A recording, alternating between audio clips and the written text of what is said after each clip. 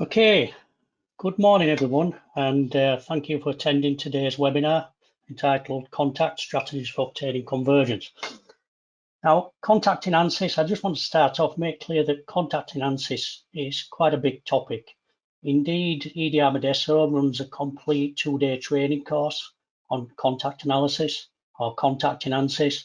We also run a training course on nonlinear analysis, which covers a lot of things pertaining to convergence. We also have a 3-day training course on FEA best practices, which talks about diagnosis for convergence problems and that sort of thing. So we have quite a lot of material on contact, obtaining non-convergence, and we can't fit it all into a 1-hour webinar. So today we're going to concentrate really on those issues regarding contact analysis, obtaining convergence, that we tend to get a lot of calls through to the support desk at EDRMedeso, or indeed I often get some of our customers approaching me and saying, I'm having a particular problem. Can you look at this problem for me, Chris? And I go away, and these are the sort of issues that customers are having, usually around stability pertaining to the model that they're trying to solve. Before jumping into the contents of today's webinar, I just want to introduce EDRMedeso. So EDRMedeso is an elite channel partner based in Northern Europe. We provide Ansys software, Ansys support to our customers, training and consultant services. We've been around for about 30 years, 30 plus years, got 120 plus employees, 1,500 customers, a 40 million euro turnover in 2019. And in 2018, at a request from Ansys, we opened an office in the UK in order to expand Ansys's partner network in this region. So today's webinar, as I just mentioned, the biggest problem we see on the support desk when people are struggling to get convergence with 3D contact problems on large assemblies, surface-to-surface contact, is one of stability, having stable models. So today's webinar is about some of the techniques you can use to stabilize those models and achieve better convergence. So initially, I'll be talking about some tips setting up the contact. We quite often see people don't spend enough time setting up the contact and thinking about the contact. Then handling rigid body modes, achieving that sort of stability. And then lastly, on long run times, better convergence, your best friend is a parameter which we call contact stiffness. It's often referred to by older Ansys users as FKN. So this is the contact stiffness parameter, and it has a big influence on how you achieve convergence. As we go through the webinar, if you've got any questions, it's hard to keep these sort of webinars interactive by taking questions as you go through. So type them into the chat window. And after today's webinar, I'll answer each of those questions in person via email. So if you just type them into the chat window, I'll try to respond to you in the next day or so. For those of you that have attended my webinars before, I like to do everything by demonstration. So it's not really a slideware webinar. We won't be talking too much about theory. We'll be just demonstrating. So let's get started. So I'm going to start off with some geometry. I'll drag a geometry branch along and we'll attach this model, our flange model. And typically what we're talking about here is 3D structural static analysis on assemblies involving surface-to-surface contact. So I'm going to drag a structural analysis branch across, and then we'll open the model. Now this model I'm opening, at the moment Ansys is just starting opening the mechanical interface and importing that geometry. This geometry importing is typical of the sort of problems we see, the sort of geometries we see people having problems with. Okay, we can see the geometry come in. And here, this is, as I say, typical of the sort of problems we see. So in this model, we've got two flanges. We've got a small flange, small diameter flange, a large diameter flange. It's a bolted connection. You can see we've got the bolts in there. And we've also got this gasket or seal in the middle between these two flanges. And what I'm going to do with this model, actually, before we get started, we can see that this is an assembly model. We have surface-to-surface contact between the parts. We can also see that it's a half model. So I'm going to start off just by setting up a simulation. So just bear with me, watch what I'm doing and understand the simulation I'm setting up. So the first thing I'm going to do is I'm going to apply a frictional support for this symmetry plane. So I'm going to go down into box select mode, and I'm just going to select the surfaces that are on that cut plane, and I'm going to apply a frictionless support. And if we rotate this round, I'm doing this wrong, the opposite to the normal way you would set up an analysis. So I'm starting with the loading conditions first. I'm going to work backwards. What I'm going to do is fix this end. So if I go into single select mode, select this end surface here, and I'll just fix this. I'll insert a fixed support.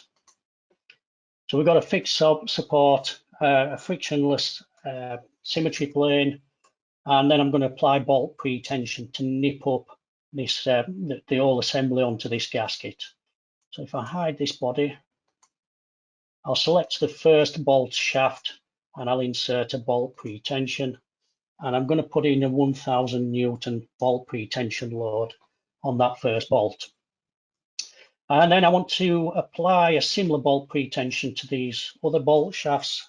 So I'll just select these, and I'll go down and select the last one. And if you go into the automation branch and click on Object Generator and click on Generate, Ansys will create, you can see in the tree here, a bolt pre-tension object for, it will copy the first one and create it for those 4 selected surfaces. So unfortunately, I just want to remove that, and it was hidden behind the toolbox for the GoToMeeting. So if we go back, we've got our bolt pre-tension, we've got our fixed supports, show all bodies, and that's set up. So it's fixed. We've got a frictional support, we've got a bolt pre-tension. The next thing I'm going to do is go into meshing, go back to the Home tab, and I'm going to insert quite a coarse mesh on this model because I'm going to solve these demos live and I want it to solve quickly. So I'm putting a global element size of 2.5 millimeters. However, on the gasket, I'm going to put in an individual sizing control on this body here of 1 millimeter. And also further on in this morning's session, I'm going to be interested in the stress in this blend region. So I'm going to refine the mesh in this blend region. And I'm going to do that by inserting a sphere of influence sizing control. Before I do that, I need to create a virtual point as the center of that sphere of radius. So if I put in virtual topology, go to the virtual topology branch, and I select the surface where I want the point and insert hard vertex. You can see it's created a hard vertex where I selected. I can now use this for mesh control. So if I go in and insert sizing control, and I select that vertex, I can put a sphere radius in 15 millimeters, and I'll put a size control of 1 millimeter, and that will enforce a 1 millimeter size control within that radius. So let's have a look at the mesh.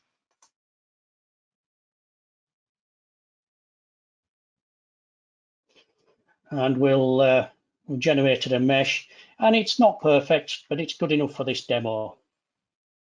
So now we get down to looking at the contact. So if we go to the connection branch, those of you that are familiar with Ansys, you'll know that Ansys, when you import an assembly like this, will automatically create contact regions between the parts.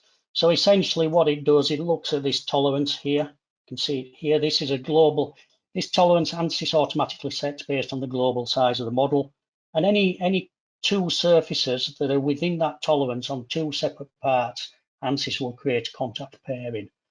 And this is where one of the problems we quite often see. A lot of these models, when they're sent to our support desk, people haven't taken time. They've just accepted the default contact that Ansys has given them. And you look through these models, you check the contact, and you have to go back to the customer and say, is this really what you wanted? So one of the first tips, it's very important to go through the automatically generated contact. Don't be lazy. Go through each of these contact branches one at a time and make sure it's exactly what you want. There are some tips I can give to make that easier. The first thing is if you right mouse click here and do rename based on contact definition, you get a named definition. So here I can see the first one, just makes it easier to interrogate. I can see this first one is nut one to bolt one. I'm just going to switch off the mesh and switch on body views. So here we can see the contact surface on the nut and we can see the target surface on the bolt, and it's exactly what we want. And the key to this is going through each of these and making sure those contact surfaces are everything you want. Make sure there is no contact in here that you don't want, and make sure it's set up properly. Sounds obvious, but we see a lot of customers not doing this. The other tip I can give is organizing this contact better. So I'm going to be interested in this model, in the contact in particular between the gasket and the flanges. So I'm going to put the gasket, and I can see them quite easily because I've changed the name of the contact region. So I'm going to change these parts, not change them at the moment, but I'm just going to group them and put them in a group on their own. We'll call this gasket. And then the nut and bolt contacts, I'm going to group those into a separate group. And this is just for easier identification and easier management.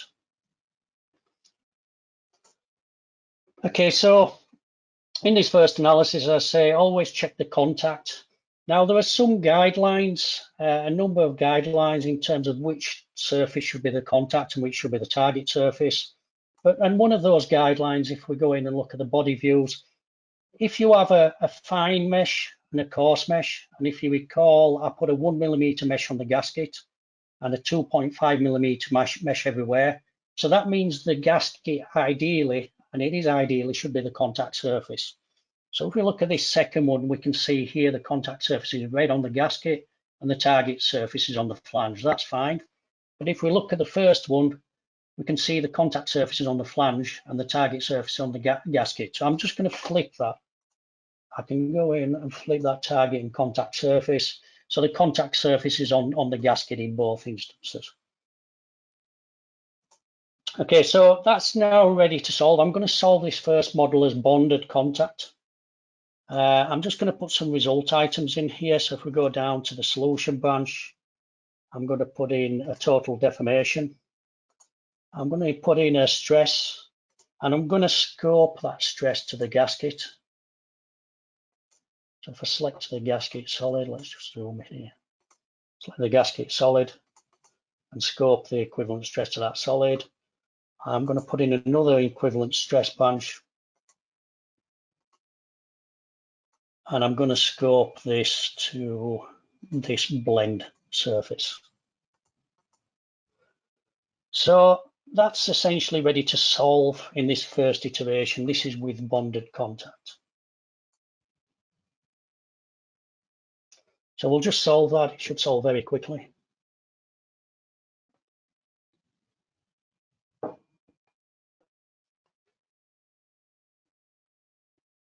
And that's solved, and we've got some results. If we go down and look at those results, and I think there's a mistake in there because, yeah, sorry. What I should have done is, because this bottom bolt is a half bolt, this bottom load needs to be halved 500 newtons. Let's just quickly solve that again with the correct loading. Fortunately, it solves quickly.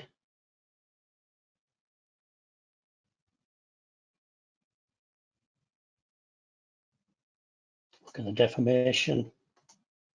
Yeah, that looks better. We've got a nice even deformation.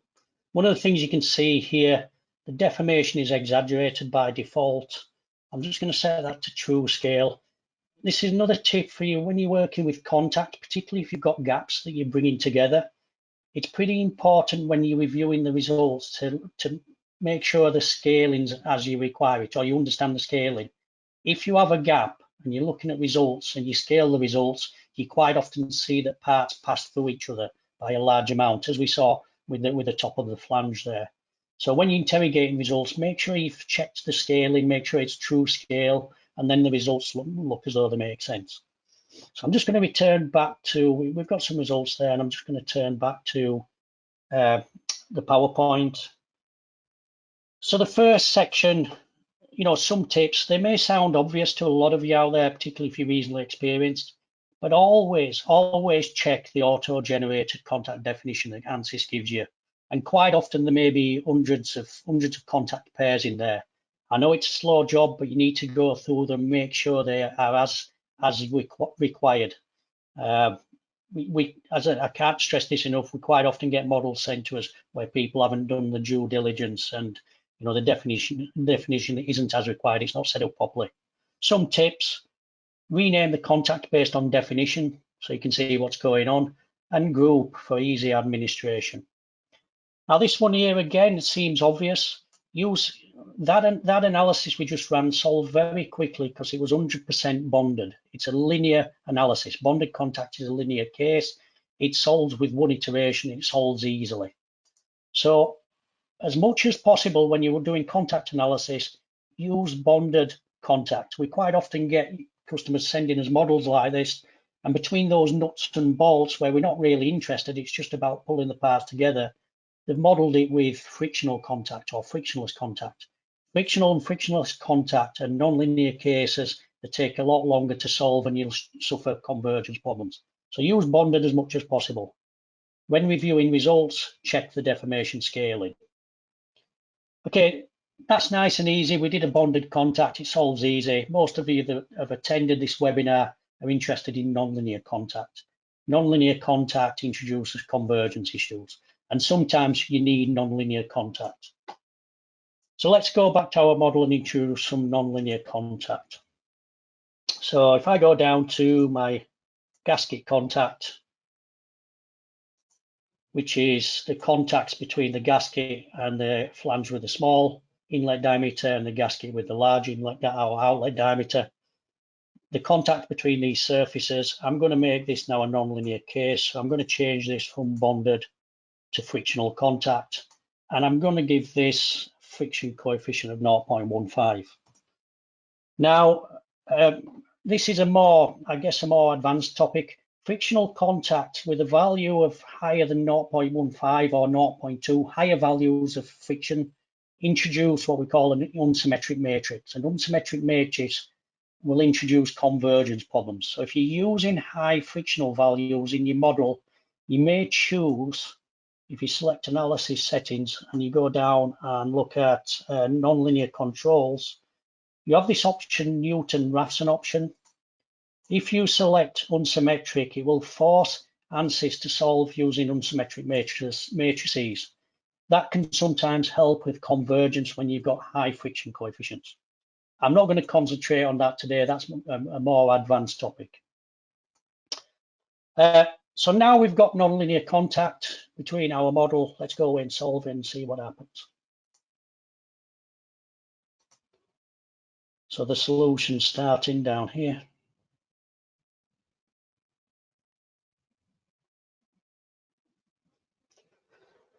Now it's failed to get a solution, and I've got a couple of error messages here.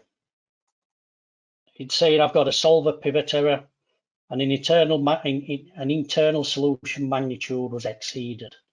Essentially, these are classic errors that represent rigid body motion. It means I've got a part in my assembly that is not constrained.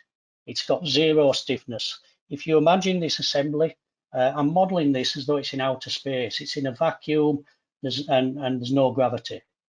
If you imagine this being outer space, that flange with the constraints that we have on it potentially can float off into space. If we zoom in here, intentionally in this model, I introduced a small gap between the contact here and the contact there. So as I just described, this part actually is only constrained in the in-plane direction. It's free to float into space. The start of the analysis, it's under constrained. Now, this is the biggest problem we see when people contact the support desk. They have parts that are under constrained in the analysis.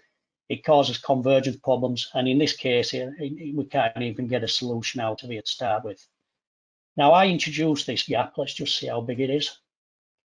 So I can check the size of the gap by just selecting these vertices, going to the Home tab and selection information, and we can see I've got a 5 micron gap here. And I've also got the same gap at this side, 5 microns. Now, these gaps usually exist, quite often exist when you import your CAD geometry. They're not usually as big as that. They're usually many, many fractions of a micron, and they exist due to the roundup or tolerances used in the CAD system. So another tip when you're bringing in models is always check from the constrained bodies. Always check whether you've got gaps between parts. And you can do that by going into the connections branch and inserting the contact tool. And you can see the contact tool as an object called initial information. Right mouse click, I can generate initial information. And what we're looking for here are parts, the yellow gaps, or the yellow, if you like, fields.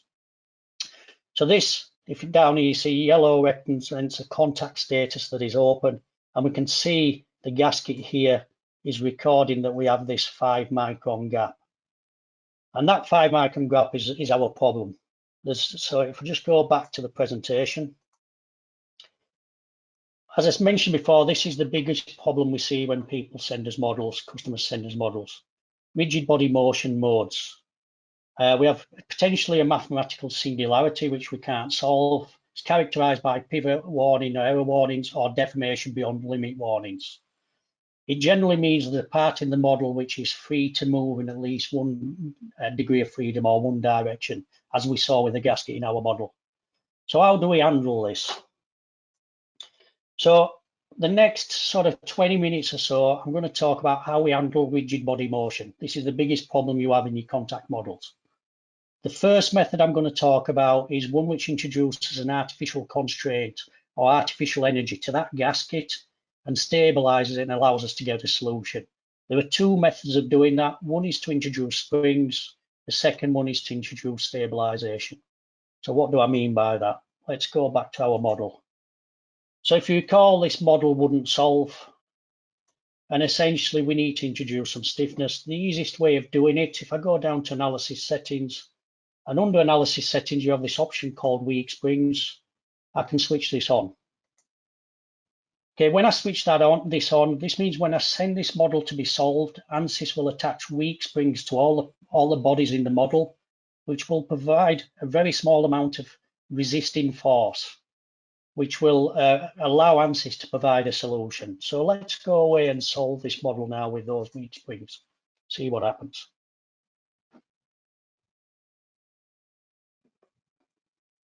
Now, if we go down and we look at the force convergence, it's always a good thing to track. We can see actually now the analysis hasn't bombed out in the first iteration. We're actually getting a solution now. So the weak springs have stabilized that rigid body mode in the gasket.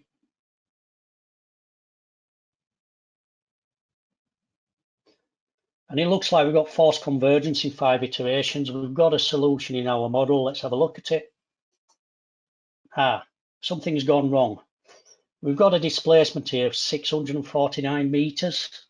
It looks like the large diameter flange has just passed through the model.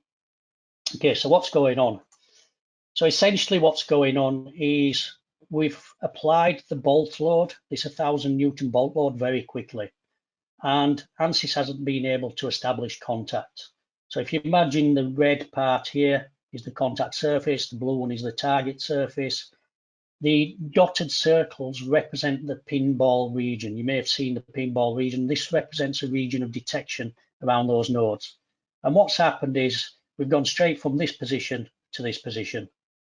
The target surface hasn't moved into the pinball region. We haven't been able to detect contact.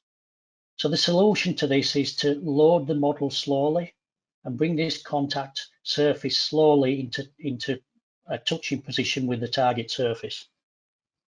Okay, so let's go back to our model.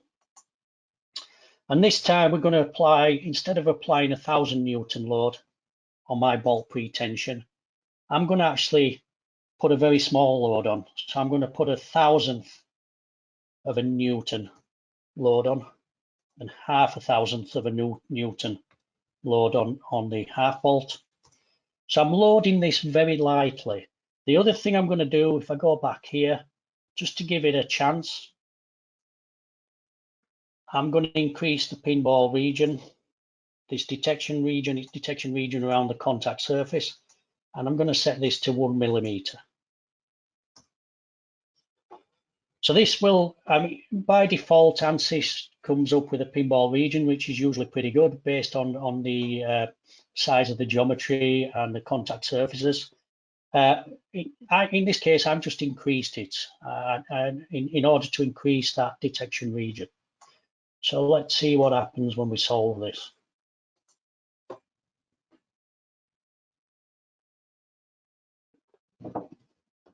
Let's just plot the force convergence curve.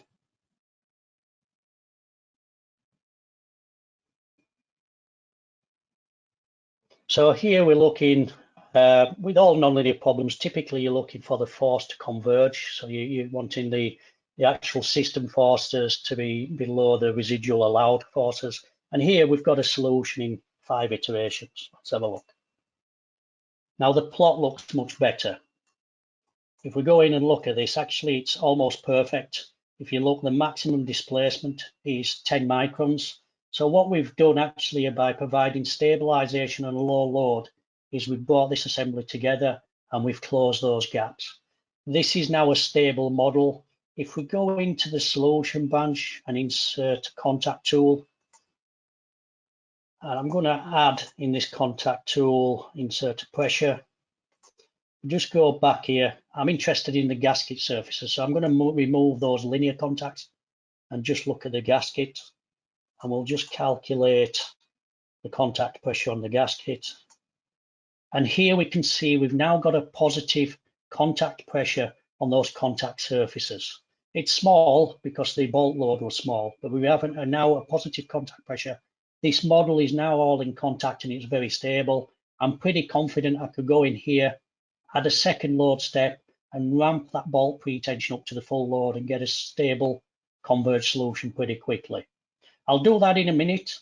First, I'll just want to look at one of the other methods. We talked about this method, we switched on weak springs. Incidentally, if you select the solution information branch, click on the geometry tab, you can see those weak springs. They're added to solver level, so you can't see them before you solve, but after you've solved, you can see those weak springs. These blue lines represent the springs that Ansys have attached to this model to obtain stability. Okay, so we're going to go back in and look at the second method, which is providing stabilization. So if I go into analysis settings, I'll switch these weak springs off. And then under the contact definition, we select those, and we go down. You have this parameter stabilization damping factor. I'm going to increase that. So springs provide a resistance force that's proportional to the displacement in the model. A damper provides a resistant force that's proportional to the velocity in the model. Now, this is a static model, but we have a pseudo time, therefore we have a pseudo velocity, therefore we can apply a pseudo damping. It basically overcomes that rigid body problem in a similar way to the way springs do. So let's see if this one solves. So again, we're looking for the magenta line to cross the cyan line. See, the cyan line is the allowed residuals, and the magenta line is the actual system force. And again, it's taken 5 iterations, similar to using weak springs. And again, if we look at the deformation, we've got a nice contact. And if we look at the contact pressure, we've got a positive contact pressure. So now we've got a stable solution. We could use weak springs, we could use stabilization. We can now add on the full load. So I'm going to go and do that. And the way we do that, go to analysis settings, add an extra load step 2. And then in load step 2, we increase the bolt pretension to the full working load. So if I select those first 4, I select load step 2, and I put in here 1000 newtons. You can see in the second load step, we're applying the full load. And for the half bolt, again, select the second load step, 500 newtons. And we've got a two load step analysis. The first one is the stability, to introduce stability. The second one, the full load. So let's solve this. So the first 5 iterations, obviously the first load step is same as the one we've just solved. So the first five iterations should look exactly the same. And then we should get a load step converged, which is the blue dotted vertical line, which we can see there. And now it's solving the full load. And you can see the full load analysis solves pretty robustly. Just took 3 iterations.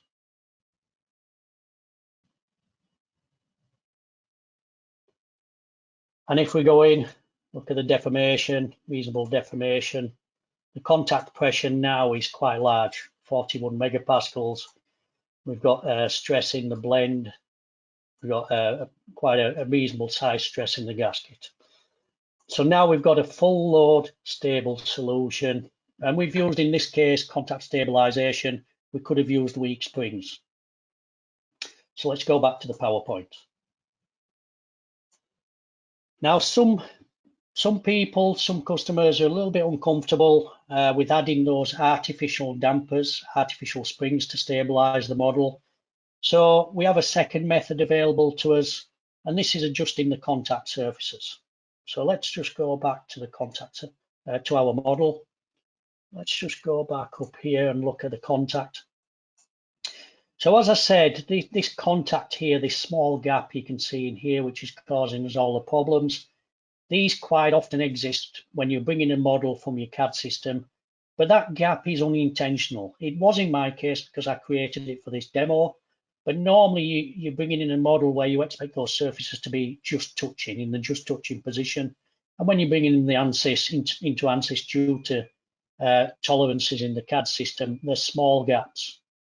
If you want to ignore those small gaps and make the solution work as though it's in a just touching position, you have the option of going down here and switching on under interface treatment, adjusted to touch.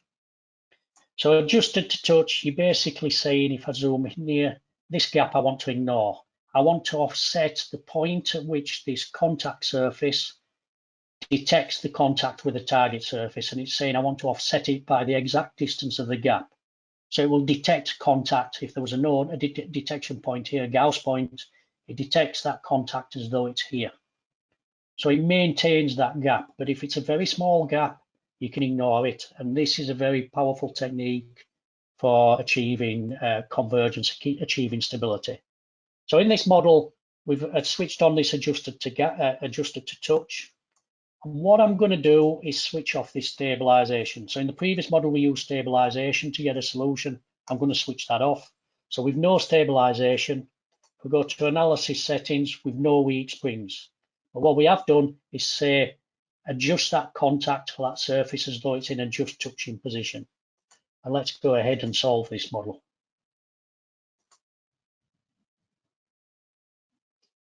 So again, we'll watch the force convergence graph, see what happens.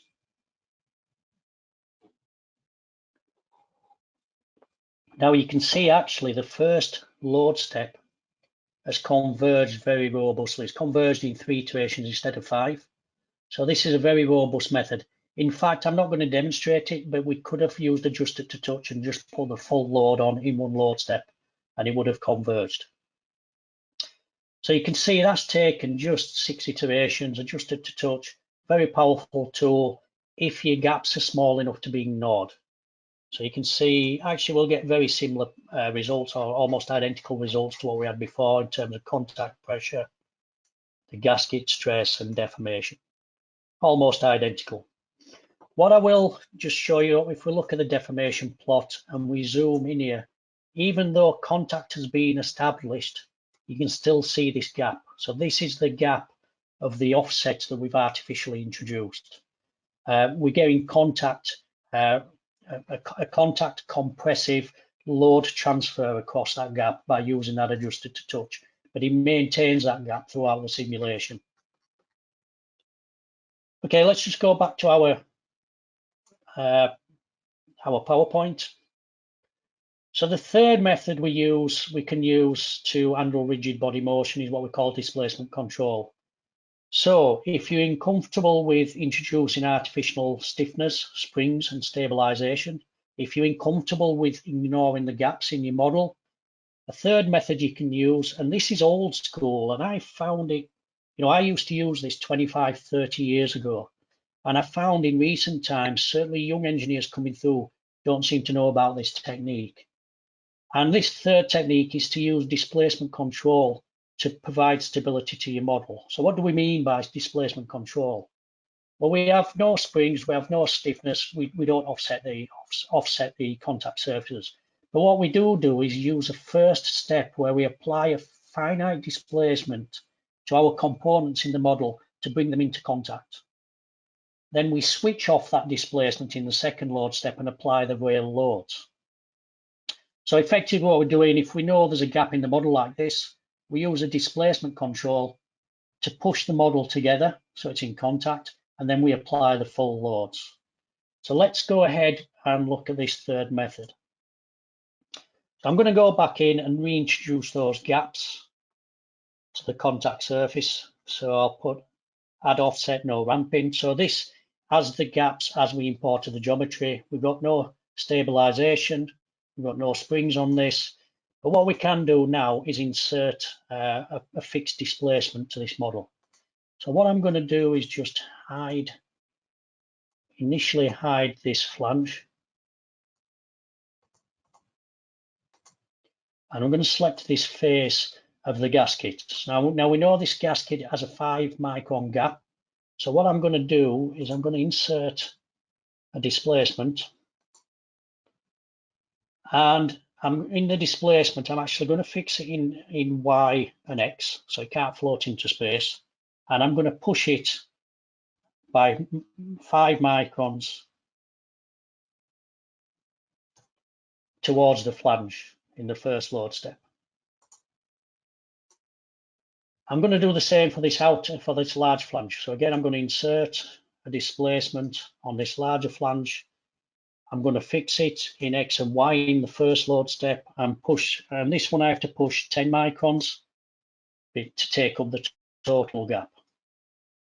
So I have these two displacement branches in my model, which will push this model together in the first load step. And what I'm going to do is I'm just going to deactivate the load steps. We'll just check we've done that on both. Deactivate the second load step.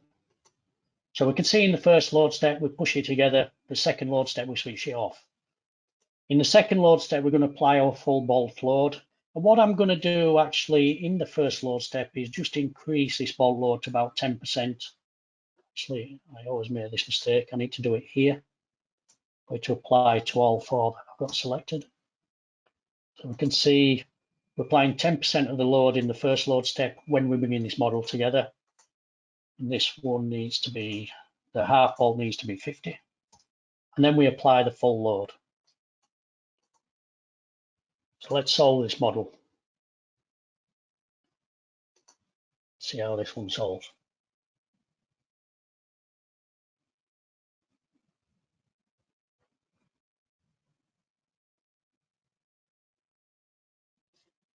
Again, we'll just watch the force convergence graph.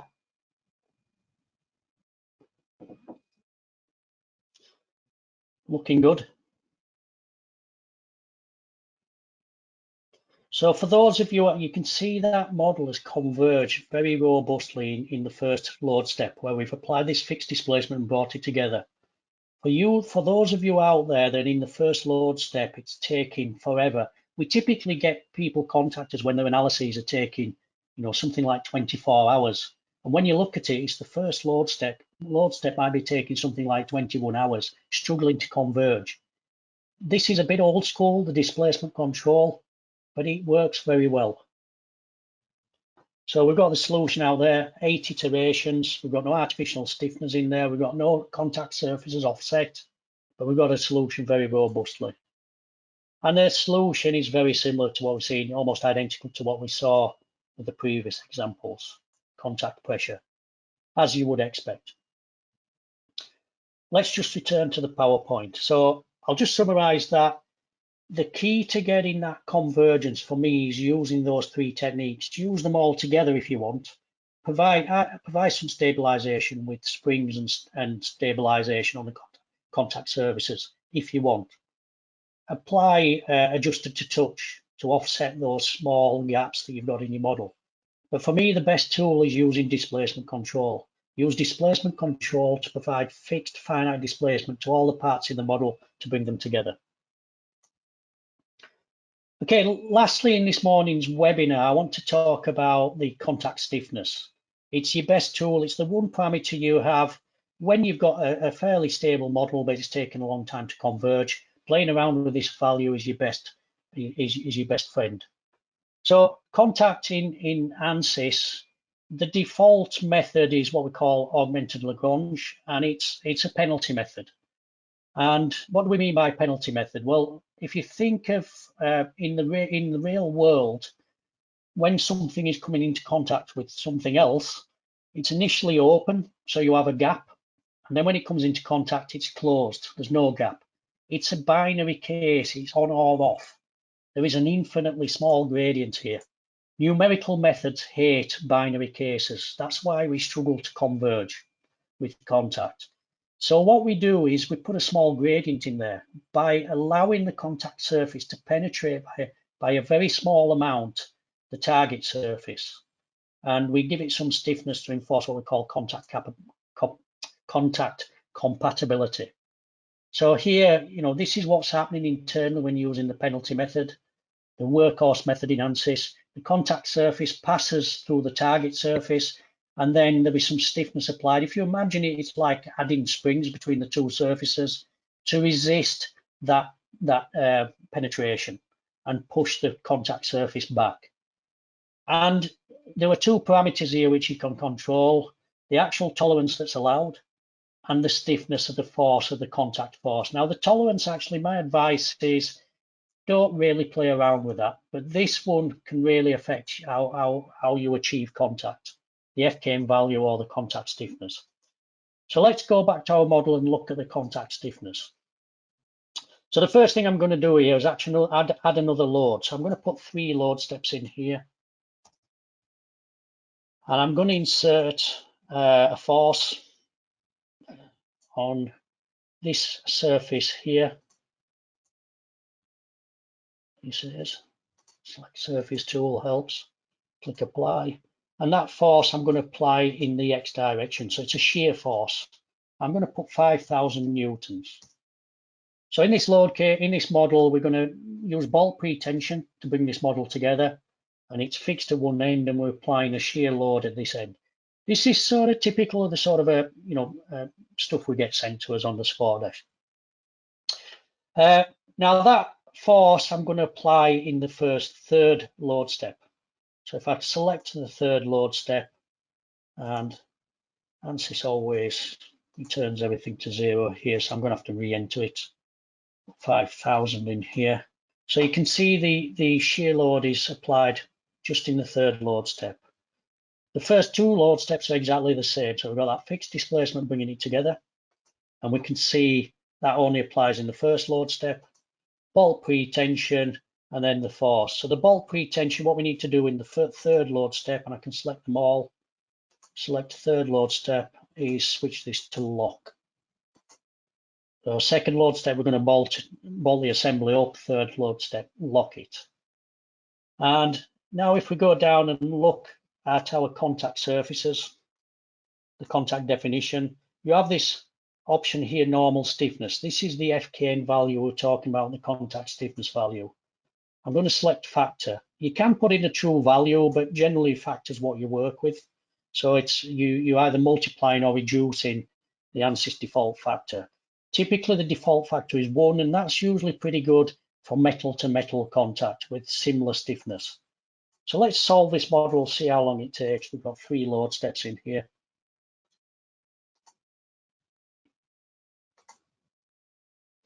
Now I've got a spreadsheet here. We're just going to record the results when it's finished solving. So we're going to look at the stiffness. I'm going to put this one's running with a stiffness of 1. We're going to see how many iterations it takes, and then we're going to look at some result items to see the effect of this contact stiffness. So we've already solved the first 2 load steps of this. We know it solves pretty quickly. I think it took 8 iterations with the default contact stiffness.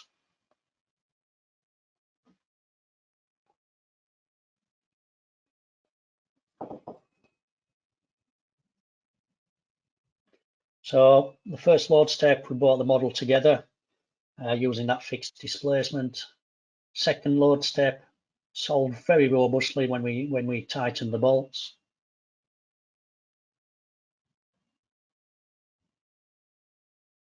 And then the third load step, which is applying the shear load. If the shear load is downward, it should open or reduce the contact pressure at the top of the top of the gasket and increase it at the bottom.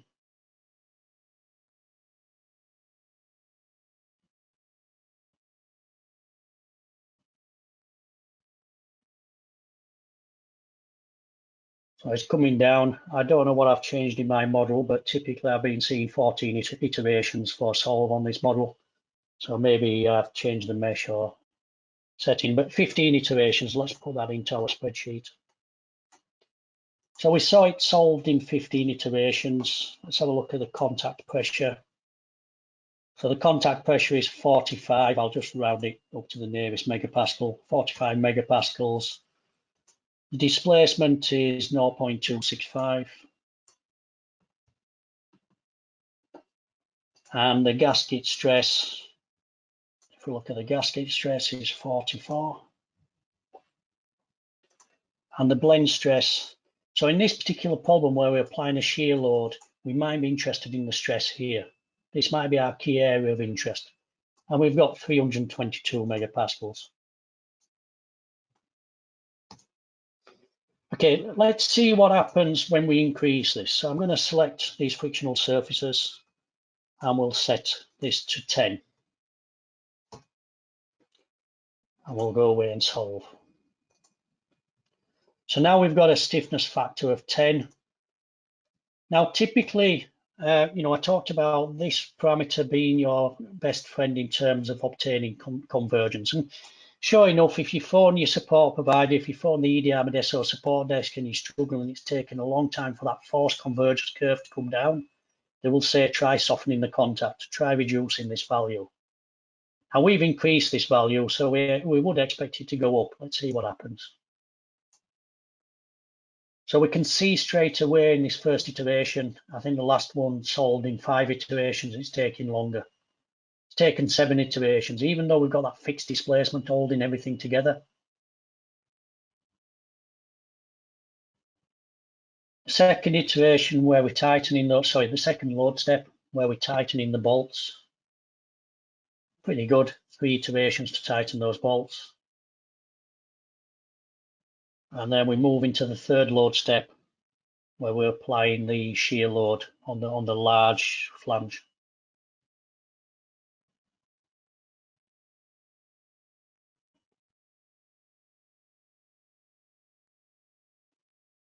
So we're approaching at this point with the softer contact, we'd obtained a solution.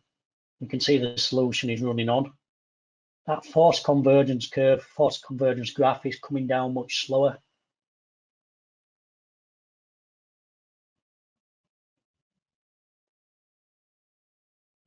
You can see we're now up to 18 iterations, and it's taken 19 iterations to achieve that forced convergence. So let's put that into our spreadsheet. We've got 19 iterations. So we can see here it's taken approximately, 25% longer, that sort of number. The contact pressure is much higher, as you would expect with a stiffer contact. And if we look at the deformation, now the deformation hasn't changed much, 0.266, I guess. We round it off to 3 decimal places. The gasket stress is 105. Now that's changed significantly. Now the gasket stress is it's a von Miser stress, but the biggest component is the pure compression, which is very similar to the contact pressure. So you would expect these to be around the same value. And then let's look at our blend stress. So the blend stress is 321. So we can see here, actually, for normal stresses at contact surfaces, you need a higher value if that's what you're really interested in. But for bending dominated problems in which this is, and you're interested in areas like the blend, you can see actually stiffening it just increases your run times, but doesn't change the accuracy of the result of the area you're interested in. Let's just go back in and see what happens when we reduce this quickly. I'm conscious of the time. So we'll change this stiffness factor. And general good practice is an order of magnitude. So we'll go from, instead of 10, we'll take it down to 0.1. Let's solve this model. So I'll put this here so it's in order. That's why I left the gap in this table. Put 0.1 in here. Let's watch the force convergence graph.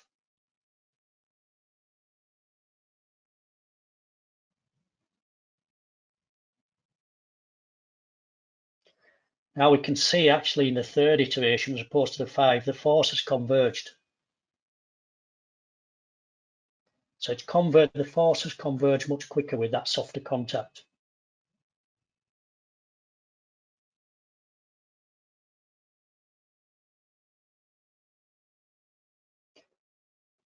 I've definitely set something up a little bit different in this model from when I was testing. These results are slightly different than I expected.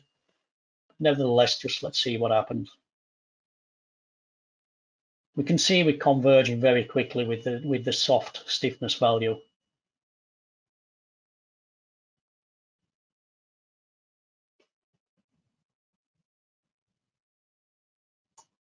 So we can see we've converged in 10 iterations. So by reducing this value, we've got a 50% quicker solution. Now, if you're one of the customers out there that your contact problems are taking 24 hours to run, you can see here by softening the contact, you might get that down to a 12-hour run. You may be able to get your analysis down into, you can do 2 iterations in a day instead of 1 iteration and that sort of thing. Let's have a look at the results. So the contact pressure, it's a softer contact, so the pressure has come down. You'd sort of expect that. Let's put 19 in here. The displacement is 0.269.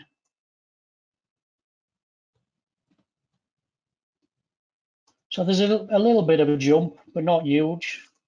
Let's have a look at the gasket stress. This is now 27. See, much again, it's the normal stress due to the contact pressure. You would expect it to be lower. But if we look at the blend, 329.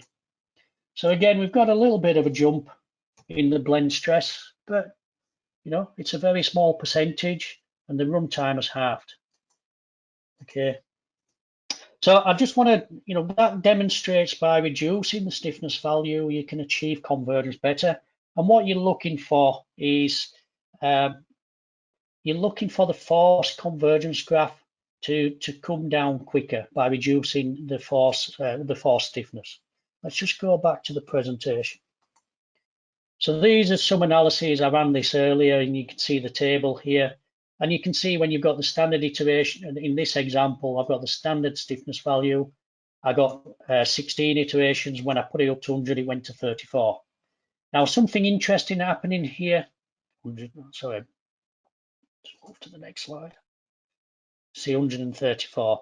Now, one of the interesting things that happen here is when we take the stiffness down too low, the actual number of iterations have gone up. And there is a reason for that. You can go too low with the stiffness value. Quite often you'll see a force convergence graph that looks like this. So in this one, you can see at iteration 2, we've got a force convergence, but the solution doesn't converge till iteration 4. When you examine the output from the solver, you'll see these messages. It'll say too much penetration. So if you make that force stiffness, the contact stiffness too low, you may start seeing too much penetration issues, and Ansys takes extra iterations to resolve that penetration. So it's a balance between getting the right stiffness, right run times, and correct accuracy. Now that's all I wanted to cover today. We've got about 4 minutes left. Just as a summary, my key points, and these are based on, problems we get sent to the support desk. These are the main things I look at when I'm looking at some of my customers' problems. Preparation. Make sure your contact is defined correctly. It's a tedious job going through all those contact branches, making sure they're correct, but it's well worth doing. You know, there are some tools there. Organize your contact, rename your contact. Where you can, as much as possible, use bonded or no separation contact. Only use nonlinear contact in the areas where you really need to use it.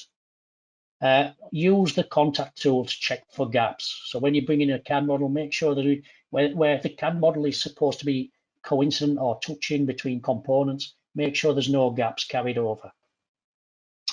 Preventing rigid body motion, there's a number of techniques. Using springs and damping coupled with applying the load slowly. Using adjusted to touch where you've got those small gaps from the CAD system. But my favorite technique is using displacement control strategy. Solve the full load in 2 steps. Use the first step to bring the model together using fixed displacement.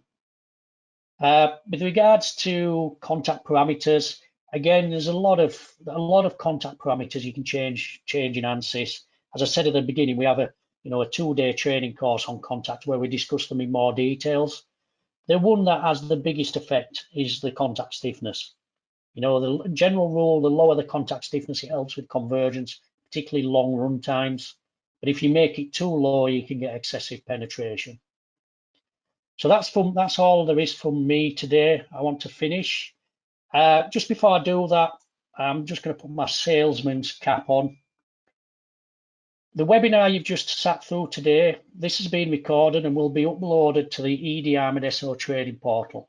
This is a subscription-based trading portal that contains all the Ansys training courses for all the Ansys products in all Ansys physics. It contains all the webinars that ourselves and our partner, we have partner Ansys channel partners that also feed into this training portal. So there's a huge number of webinars on an whole range of topics, tips and tricks, articles. It really is a library, a reference library to be used every day by people that have, serious simulation engineers. I advise everybody out there, if you're having issues with things like contact and convergence and you want to read more about it, the Ansys training portal is a great tool. So thank you for attending. Bang on time, 11:59. Thank you for attending. So again, thank you very much for your time.